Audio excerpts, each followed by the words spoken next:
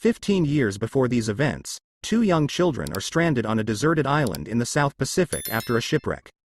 A boy and a girl grow up together in such a paradise all alone. As they grow older, they fall in love with each other, and soon they have a son. As fate wills, they leave the island, heading out into the open sea.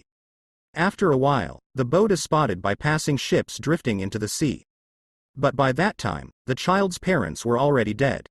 The boy is taken in by Sarah Hart, who is then left a widow with a young daughter, Lyle. Soon there is a cholera epidemic on the ship, and people begin to die one by one. The ship's captain realizes that no port would accept them with such a disease and decides to put the woman and her two children on a boat and send them on a free voyage so that they have a chance to escape the cholera. Mr. Carney sets out with them to help them reach shore. However, the man is more concerned with himself, realizing that they could swim indefinitely and need to survive. It is better to put the children out of their misery as soon as possible. Just try to touch them. After he refuses to give water to the children as an economy and offers to throw them overboard, Mrs. Hargreaves, taking advantage of the opportunity, kills him and throws him into the sea. After a while, the boat is swept to the island. The boy begins to talk home and call for his mother and father. Sarah then realizes that this is the very place where Richard was born. His parents have sailed away from this place in search of salvation. The abundance of fruit, fish, and excellent living conditions allows Sarah to raise her children carefree on a deserted island. The only danger on the island was its northern part, where savages swam through every full moon to perform a blood sacrifice ritual.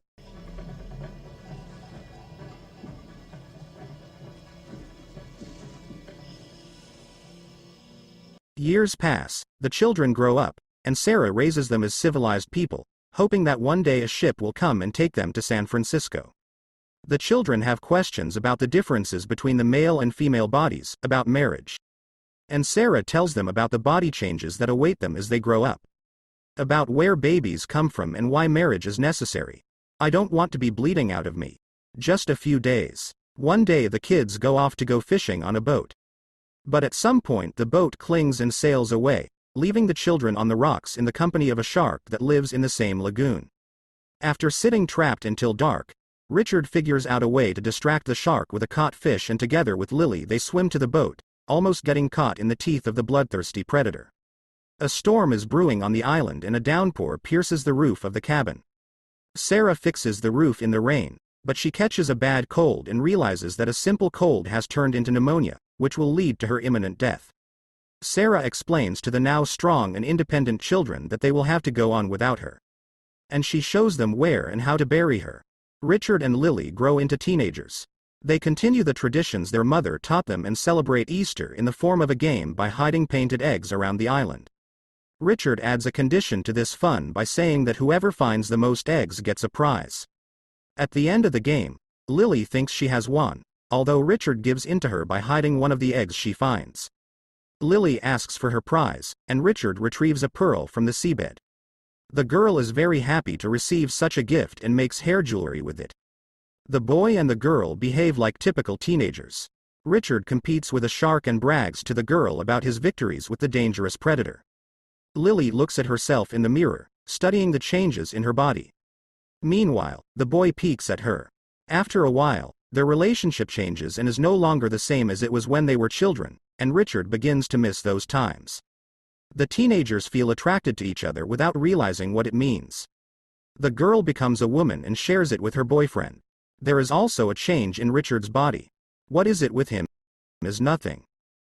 It must be painful. It's funny to watch the girl laughing at the guy, perplexed as to what's going on. A little later, Richard's adolescent maximalism picks up, and after a spat with Lily, he decides to escape to the northern part of the island, even though it was forbidden by the rules set by their mother back in the day.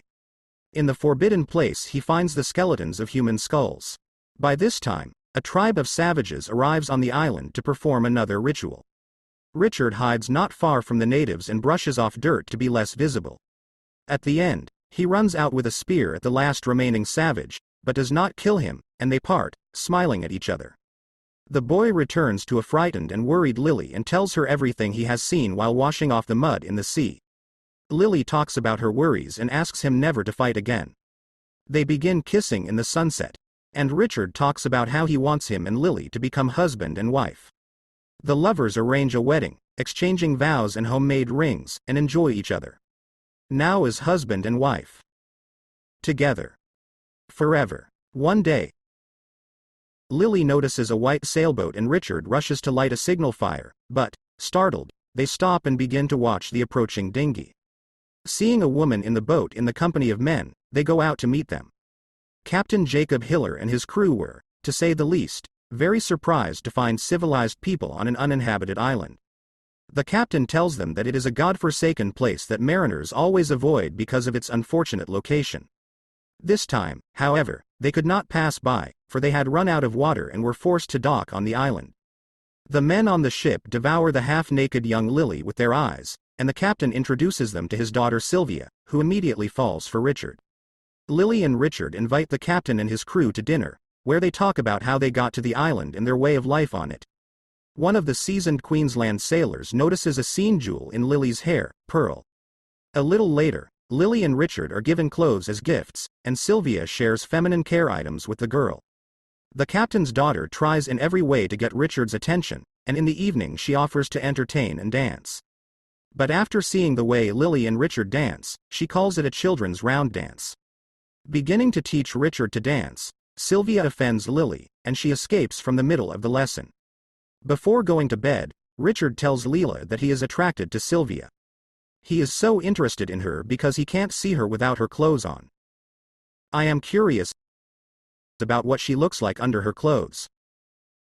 In the morning, Lily decides not to wear makeup like Sylvia to get Richard's interest back, but she gets a war paint job. So Richard sends her to wash, while he goes to teach Sylvia how to fish. While fishing, the captain's daughter tries to seduce the boy, but she fails. Richard tells the captain's daughter that he doesn't want to hurt Lily. Quinn, meanwhile, is setting the girl up. He grabs Lily and tells her to say where is the pearl. After getting what he wants, Quinn doesn't stop and decides to take advantage of her beautiful young body. Lily begins to scream and asks him to let her go.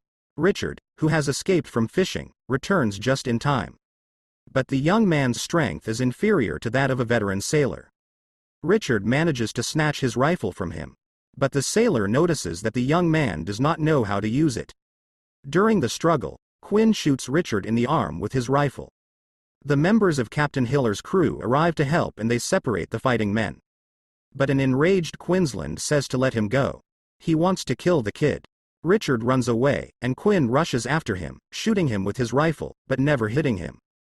Richard lures the sailor into the shark's habitat, exactly as he had previously done with the fish he caught, where a little later the predator dispatches the sailor and the boy returns to Lily.